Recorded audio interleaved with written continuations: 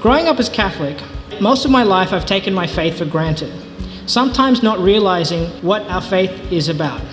I attended a week-long retreat run by Benedictine monks in beautiful Bowral. The most difficult thing was that all the attendants were disconnected from technology, and it was completely silent.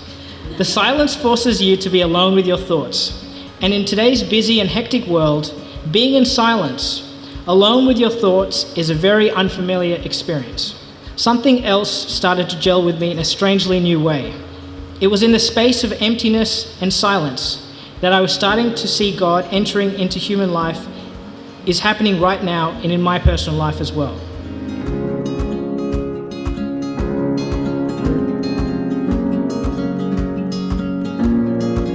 My mum, my dad, my brother, my husband and I, we're all Catholic. My other brother and his wife, they're Anglican. Some of my aunties and my uncles married into the Muslim faith. I have a Buddhist uncle. I also then have a range of cousins that are a scatter of all of the above.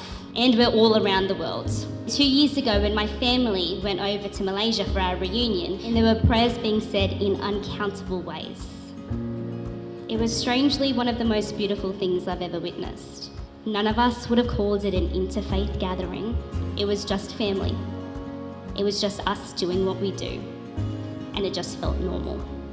Pope John the 23rd defined it best when he said we need to enter into dialogue.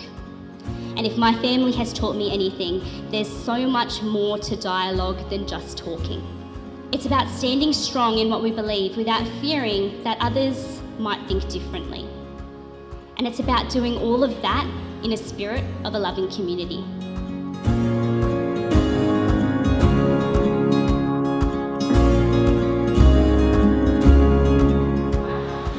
We chose a life in faith.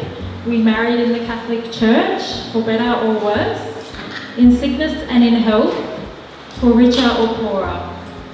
We were engaged to be married when my sister Leanne was diagnosed with leukemia and passed away 6 months after we were married.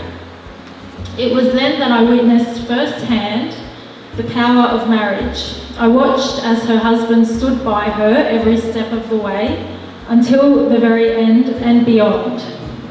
We don't deny that we have been through the dark times, but somehow the darkest times of our lives have shaped us to what and where we are today. We've faced many challenges throughout the duration of our marriage, but all couples do in some form or another. Marriage is not easy. It takes work, commitment, and mutual willingness to make it work, even when the odds are against you. We've taken risks, but we've also been rewarded.